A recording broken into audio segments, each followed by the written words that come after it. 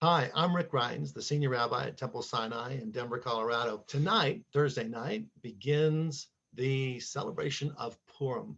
And Purim is the time when we'll be reading from Megillat Esther.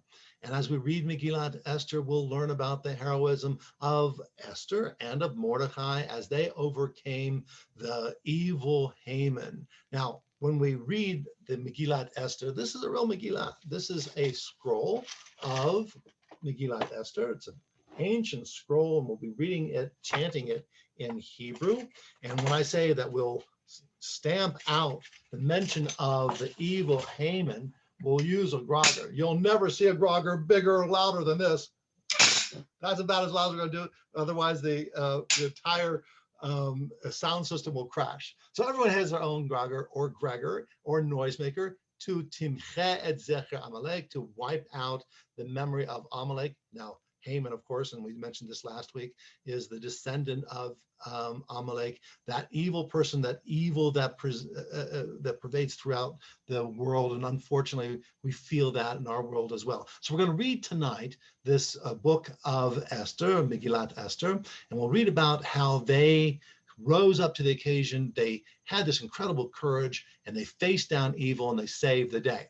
But one thing you won't find in Megillat Esther, in the book of Esther, is a mention of God. God is not mentioned specifically in this book. And you might wonder why. You won't find God mentioned either as Elohim or as Adonai, but there are hints of God's presence throughout every passage of Megillat Esther.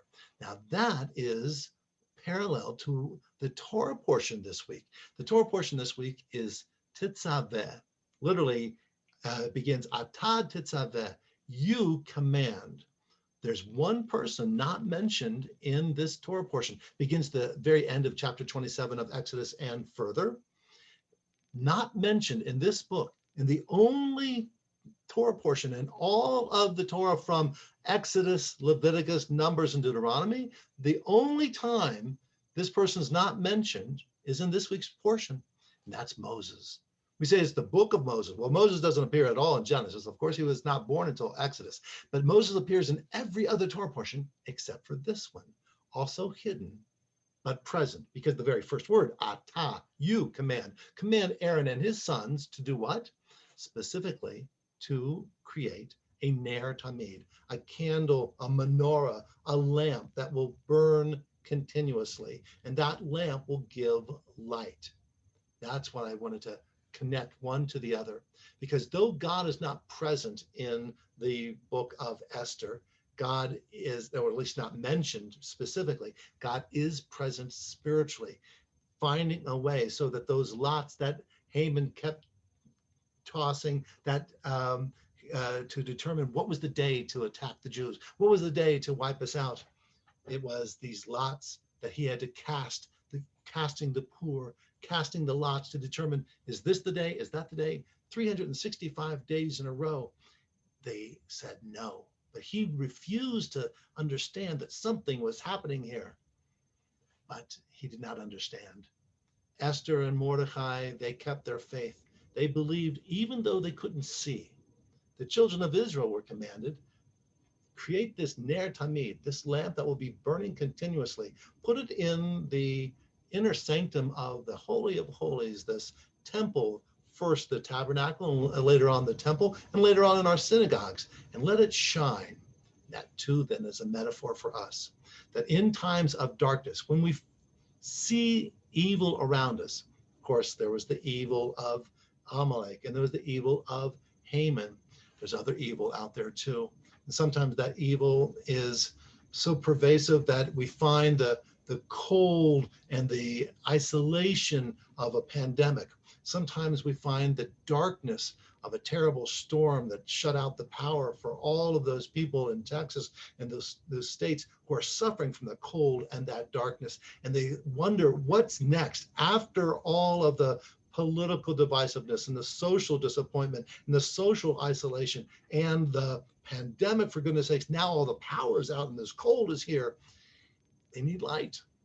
They need light.